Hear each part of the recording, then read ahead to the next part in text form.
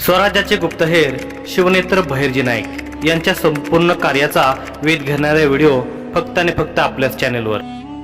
शिवकालीन संपूर्ण इतिहास पुढील भाग, पहिल्या युद्धाची चाहूल। शाही महालाच्या उजव्या बाजूला असलेल्या मंत्रणा कक्षाबाहेर पहारा देण्यासाठी उभ्या असलेल्या पहारेकऱ्यांनी त्यांच्या भाल्यांवरील मुठी घट्ट आवळल्या। सावधान पवित्र घेऊन ते सतर्क झाले तेव्हा 7 हात उंच आडदांड सरदार त्यांच्या समोरून मंत्रणा कक्षाच्या दिशेने जात होता। त्याने फिकट हिरव्या रंगाचा भरदरी अंगरखा पेहरला होता। गोट्यापर्यंत तंग गडद हिरव्या रंगाचा पायजमा होता। पाठीवरून पोटरीपर्यंत येणारा इराणी काबा होता। त्याचा रंग गडद लाल होता आणि त्याला सोनेरी रंगाची झालर होती। त्या सरदाराची देहयष्टी पिळदार होती, छाती विस्तृत होती। चालताना पावलांच्या तालावर गळ्यातल्या रत्नजडित माळा त्याच्या छातीवर आदळत होत्या। म्यानबंद तलवार कमरेत लटकली होती। गळ्यापर्यंत दाढी वाढवली होती। मिशा मात्र त्या मानाने कमी होत्या। डोळ्यातल्या भडक सुरम्यामुळे त्याची नजर अधिक भेदक दिसत होती। लाल भडक बाहुल्या त्याच्या दृष्टीत क्रूरतेचा रंग भरत होत्या। तो सरदार मंत्रणा कक्षाबाहेर येऊन उभा राहिला। एक सेवक पटकन कक्षात जाऊन बाहेर आला आणि मग त्या सरदाराने मंत्रणा कक्षात प्रवेश केला। त्या सरदाराला मंत्रणा कक्षात प्रवेश करताना मार्जिनाने शाही महालाच्या खिडकीतून पाहिले होते। 2 दिवसापूर्वीच मार्जिनाने जनानखान्यात प्रवेश मिळवला होता। प्रतापरावांच्या सहाय्याने तिच्या मातेची शाही महालातून सुटका झाली होती। त्या सरदाराला पाहून मार्जिनाचे डोळे क्षणभरासाठी थिजले होते, कारण ती त्या सरदाराबद्दल ऐकून होती। त्याच्या क्रूर कर्माचे किस्से तिने ऐकले होते। त्याच्या सामर्थ्याबद्दल ती जाणून होती। तो फतेह खान होता। प्रत्येक मोहीम फतेह करूनच तो परतत होता। मोहिमेवर जाताना विशाल फौजफाटा घेऊन तो जात असे। रस्त्यात येणाऱ्या गावांची लुटमार करत असे। त्याच्या सैन्याला तो गावातील कुठल्याही घरात जाऊन हव्या त्या स्त्रीला लुटण्याचे अधिकार देत असे। त्याच्या क्रूर कर्माने त्याच्या वाटेत येणारा प्रदेश पूर्णतः उद्ध्वस्त होत असे, ही त्याची नीती होती। शत्रूवर पकड बनवण्यासाठी तो असे रयतेवर अत्याचार करत असे। आदिलशहाने त्याला मंत्रणा कक्षात बोलावले होते, म्हणजे स्वराज्यावर आदिलशहा फतेह खानला तर पाठवत नाही ना, या विचाराने मार्जिना धास्तावली। परंतु आदिलशहाने त्याला स्वराज्यावर चालून जाण्यासाठीच बोलावले असल्याची खात्री मार्जिनाला नव्हती। मंत्रणा कक्षात सुरू असलेल्या चर्चेची नेमकी माहिती कशी काढता येईल या विचाराचे तिच्या डोक्यात आवर्तन सुरू असताना ती खिडकीतून वळणार इतक्यात आणखी एक सरदार तिला मंत्रणा कक्षात जाताना दिसला। तो बाळाजी हैबतराव होता। तो आत गेला। मंत्रणा कक्षाचा दरवाजा उघडाच होता। दरवाजा बाहेर 2 पहारेकरी उभे होते। त्या दोन्ही पहारेकऱ्यांना मार्जिनाने निरखून पाहिले। त्यातल्या एकाची तिला ओळख पटली होती। मार्जिनाने डोळे बारीक करून त्याच्याकडे पाहिले आणि मनोमन काहीतरी निर्धार करून ती तिथून निघाली। 4 छोट्या छोट्या चाकांच्या हातगाडीला ढकलत हबीबुल्ला शस्त्रागारात आला होता। त्या हातगाडीवर नुकत्याच धार लावलेल्या चकाकणाऱ्या तलवारी रचल्या होत्या। त्या तलवारी पाहताच शस्त्रागारात आणखी इतर शस्त्र तपासून पाहणारा मोसेखान प्रसन्न झाला। हसून तो हबीबुल्लाला म्हणाला, नवीन तलवारी शस्त्रसाठ्यात सामील झाल्यात तर? एक तलवार हातात घेऊन त्याने शिपायांना बाकी सगळ्या तलवारी म्यानबंद करून रचून ठेवण्यास सांगितले। हातातल्या तलवारीच्या धारेवरून अंगठा फिरवत तो बोलू लागला, या धारदार तलवारीने मराठ्यांच्या गर्दना उडतील। क्षणभर थांबून हसत तो पुन्हा बोलू लागला, वा काय खेळ खेळलेत वजीर मुस्तफा खान साहेब, वा अफजल खान साहेब। दक्षिणेत शहाजी भोसल्यांना कैद केलं, आता थोरल्या आणि धाकट्या मुलालाही संपवणार। मोठ्या आनंदात त्याने ती तलवार हबीबुल्लाकडे दिली। हबीबुल्लाला मोसेखानच्या बोलण्याचा धक्का बसला होता। त्याला कळून चुकले होते की ही सगळी तयारी शिवाजी राजांवर आक्रमण करण्यासाठी सुरू होती। त्याहीपेक्षा शहाजी राजांना कैद केल्याचे ऐकून तो व्यथित झाला होता। हबीबुल्ला शहाजी राजांचा मोठा हितचिंतक होता। तुला काय झालं? मोसेखानने हबीबुल्लाचा पडलेला चेहरा पाहून विचारले। मोसे खानच्या अचानक झालेल्या प्रश्नाने हबीबुल्ला गोंधळला होता, पण स्वतःला सावरत तो म्हणाला, हुजूर, या शहाजीमुळं माझ्या मित्राचा जीव गेला आहे, बस त्याची आठवण झाली. किंचित स्मित हास्य करत मोसे खान पुढे आला आणि हबीबुल्लाच्या खांद्यावर हात ठेवून म्हणाला, लवकरच शहाजीचे हालहाल होतील, काळजी करू नकोस. त्याच्या सोबतच त्याच्या दोन्ही मुलांना मारून त्याचा वंशज संपवतील. वजीर साहेब, मी स्वतः शहाजीच्या मुलाला संपवायला जाणाऱ्या सैन्यासोबत जात आहे. काय? चेहऱ्यावरील गंभीर भाव हबीबुल्लाने सावरत बदलले आणि पुन्हा विचारले, म्हणजे फतेह खान साहेबांसोबत तुम्ही? हबीबुल्ला पुढे बोलण्याआधीच मोसे खान म्हणाला, होय, मोठं भाग्य माझं फतेह खान साहेबांच्या नेतृत्वात मराठ्यावर तलवारी चालवण्याची संधी मिळाली. शिवाजीला मरताना डोळ्यांनी पाहू शकेन. मोसे खान कुत्सित स्मित करत बोलत होता. मोसे खानाच्या तोंडून निघणाऱ्या शिवरायांप्रती कुशब्दाने हबीबुल्लाचे मस्तक भडकत होते. त्याच्या मुठी घट्ट आवळत होत्या, परंतु संयम राखत त्याने हातगाडे ढकलण्यासाठी असलेला बांबू पकडून ठेवला. क्रोध लपवून किंचित स्मित करत तो हातगाडी शस्त्रागाराबाहेर नेऊ लागला. फतेह खान, बाळाजी हैबतराव, मोसे खान, फजल शहा, शरफ शहा, मातोजी घाटगे, बजाजी नाईक, आशाफ शहा हे मोठे सरदार सह्याद्रीवर चालून जात आहेत. दख्खनच्या सिंहाची शिकार करायला लांडग्यांनी झुंड बनवले आहे. नाईक जिवाजी काहीसा रागात बोलत होता. संध्याकाळी दुकान बंद करण्याच्या वेळेस नाईक जिवाजीच्या दुकानात आले होते. ते आता मुस्लिम पेहरावात होते. जिवाजीने दुकान आतमधून बंद करून घेतले होते. एका बाटलीच्या पत्रे झाकणातून वात काढून ते पेटवले होते. त्या बाटलीत पशुच्या चरबीपासून बनवलेले तेल होते. नायकाने त्या दिव्याची वात कट्यारीच्या टोकाने आणखी उंच केली. प्रकाश अधिक गडद झाला. तेव्हा नाईक कट्यार मॅनबंद करत म्हणाले, जिवाजी, लांडग्यांना मारण्याचा जुना अनुभव माझ्या पदरी आहे. आता राजावर हल्ला करणारे लांडगे मारायचे आहेत म्हटल्यावर सगळ्यांना संपवावं लागेल. सह्याद्रीवर चालून जाणाऱ्या लांडग्यांमधून एकही जिवंत परत येऊ देणार नाही आणि आला तरी परत रणांगणावर उतरण्यालायक सोडणार नाही. नाईक मार्जिनानं या आक्रमणाबद्दल अत्यंत महत्वाच्या बातम्या दिलेल्या आहेत. सैन्याची संख्या, त्यांचा मार्ग, पण त्याआधी हबीबुल्लाने दिलेली दुःखद बातमी द्यायची. हिम्मत होत नाही आहे बोलायची, पण नाईक, राजापर्यंत लवकरात लवकर ही बातमी पोहोचवावी लागेल. जिवाजीचा आवाज खोल गेला होता. बोला जिवाजी, नायकाने आणखी पुढे होऊन विचारले. नाईक, शहाजी राजांना मुस्तफा खानानं आणि अफजल खानानं कैद केलं आहे. पडलेल्या आवाजासोबत जिवाजीच्या नजरा सुद्धा पडल्या होत्या. नाईक क्षणभर क्षुब्ध झाले.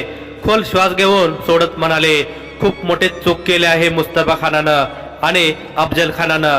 लवकरात लवकर राजगडावर जाऊन मला ही बातमी राजांना द्यावी लागेल. आणि मार्जिनानं काय खबर दिली आहे? स्वतःला सावरत नायकाने विचारले. मार्जिनानं खात्रीनिशी माहिती गोळा केली आहे. 20 दिवसांनी सैन्य विजापुरातून निघणार आहे. 3000ची फौज आहे आणि सगळ्या वतनदारांना फरमान पाठवण्यात आले आहेत की त्यांनी फतेह खानच्या फौजेत सामील व्हायचं. असं झाल्यास दिवसागणिक फतेह खानची फौज वाढत जाईल. चिंतापूर्ण स्वरात जिवाजी बोलत होता. कोणत्या मार्गाने निघणार आहे हा जथा? नायकांनी शांतपणे विचारले. विजापूर, इंदापूर, बारामती, सासवड, कोंढाणा असा त्यांचा मार्ग असणार आहे, जिवाजीने सांगितले. ठीक आहे, आणखी मिळणाऱ्या बातम्या सरळ राजगडी पाठवा.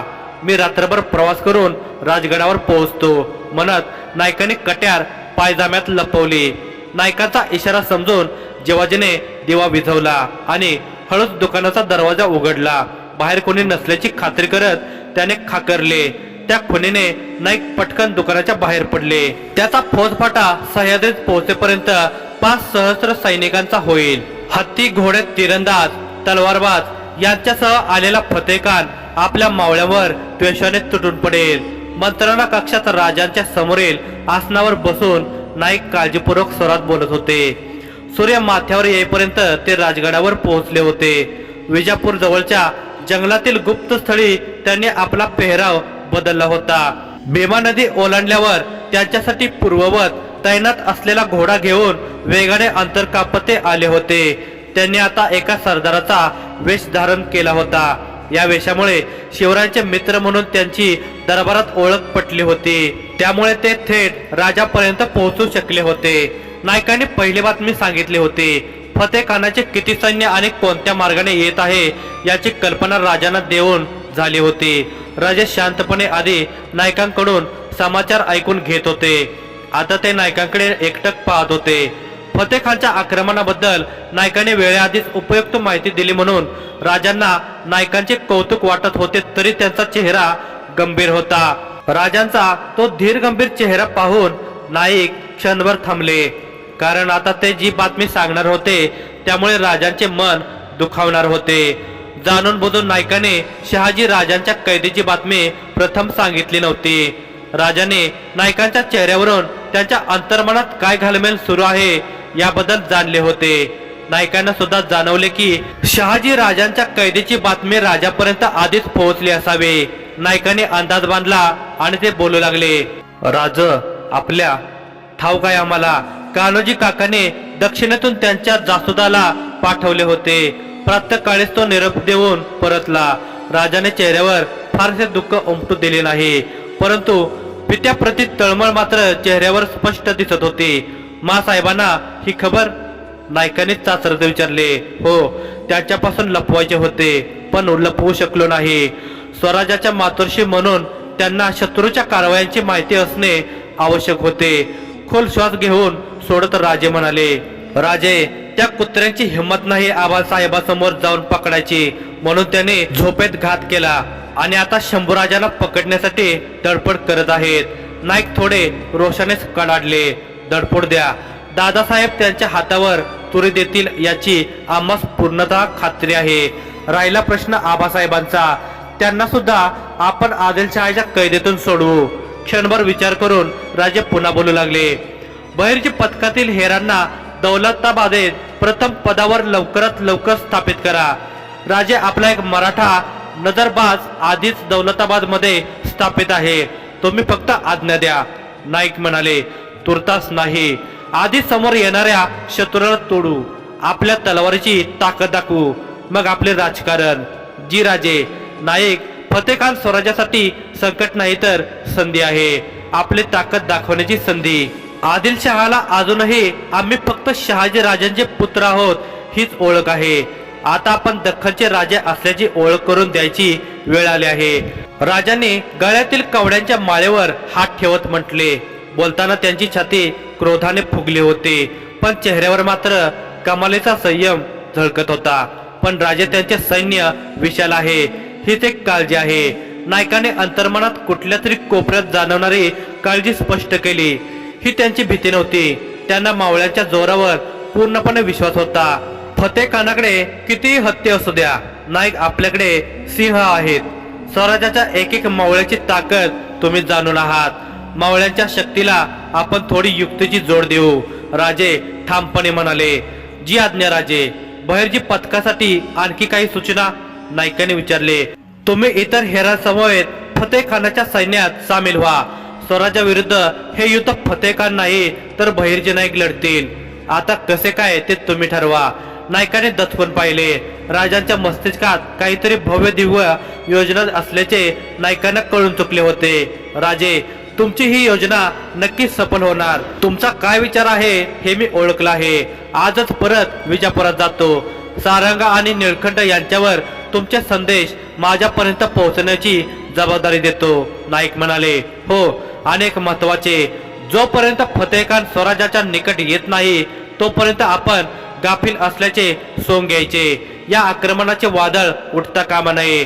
जनतेत अफवा पसरवा. फतेह खान युद्धासाठी नाही तर कोंढाण्याचा किल्लेदार म्हणून दख्खनमध्ये येत आहे. युद्धाच्या भीतीने रयतेची धांदल उडता कामा नये. फतेह खान जवळ येताच आपण आपला पवित्रा बदलू. नाईक, हे युद्ध आपल्याला कोणत्याही परिस्थितीत जिंकायचे आहे. बहिर्जी पथकाला या युद्धात पूर्णपणे झोकून द्या. आपले हेरच या युद्धाचा निर्णय करू शकतात. राजे म्हणाले. जी राजे. राजांच्या शब्दाने नायकांचे अंग शहारले होते. दहाड एकावर एक घट्ट दाबत त्यांनी छातीत मोठ्याने श्वास भरला होता. आम्ही राजगडावरून पुरंदरला जातो. स्वराज्याच्या सीमेवर आम्ही असल्याने फतेह खानाला थेट स्वराज्यात घुसता येणार नाही. त्याचे डोके सुन्न होईल इतक्या शंका कुशंका आपण त्याच्या डोक्यात पेरू. हे तर आपल्या आवडीचं काम आहे राजे, याबद्दल निश्चिंत रहा. फतेह खानाच्या डोळ्यावर असं झापट लावतो की युद्धाच्या शेवटपर्यंत त्याला कळणार नाही त्यानं नेमकी काय चूक केली. तो विचार करायला गेला तर वेळ लागेल त्याला. रोषाने स्मित करत नाईक म्हणाले, यशस्वी व्हा ही शुभेच्छा आहे आमची, आणि या मोहिमेसोबतच आबासाहेबांकडे सुद्धा लक्ष असू द्या. आम्ही मातोश्रींचे मन सांभाळतो. राजे शांतपणे म्हणाले. नायकांनी होकार दिला. त्यांची नजर राजांच्या चेहऱ्यावरून हटत नव्हती. चहूबाजूंनी संकटात घेरल्यावर सुद्धा इतका संयम बाळगणारा राजा पाहिल्यावर नायकांना धन्यता वाटत होती. अत्याचारी शासकांपासून रयतेला सोडवणारा भारत भूमीला एक खंबीर शासक लाभला होता. राजांना पदोपदी यश मिळो ही नाईक मनोमन प्रार्थना करत होते. पती शत्रूच्या बंदिवासात होता. थोरल्या पुत्राला शत्रू सैन्याने घेरले होते. या बातमीने राजांचे प्रेरणास्थान असलेल्या मातोश्री मनाने प्रचंड खचल्या होत्या. विशाल फौज घेऊन आदिलशहाचा अजय सरदार स्वराज्यावर चालून येत होता. राजांपुढे खरोखर मोठी आव्हाने होती, आणि अशा संकटातही त्याच्या आक्रमणाने रयतेत दहशत पसरू नये ही खबरदारी सुद्धा राजे घेत होते. त्यांना स्वतःला सकारात्मक ठेवून मावळ्यांचे मनोबल डगमगू द्यायचे नव्हते. नाईक आसनावरून उठले आणि त्यांनी राजांना कमरेतून वाकून नमस्कार केला. ते जाण्यासाठी वळले तेव्हा त्यांच्या कानावर राजांचे प्रेमळ शब्द पडले, स्वराज्यासोबत स्वतःची सुद्धा काळजी घ्या नाईक. संकटाने घेरलेल्या थोर मानवाच्या मुखातून निघालेल्या प्रेमळ शब्दांनी नाईक घैवरले होते. त्यांनी होकारात्मक मान हलवली. जी राजे, आपण सुद्धा काळजी घ्यावी. राजाकडून रजा घेत नाईक निघाले. नाईक गेले त्या दिशेने राजे पाहत होते. त्यांच्या नेत्रांमध्ये नाईकांप्रती स्नेह स्पष्ट दिसत होता. त्यांना जाणीव होती की त्यांचे परममित्र आता पुन्हा बरेच महिने त्यांच्या नजरेपासून दूर राहणार आहेत.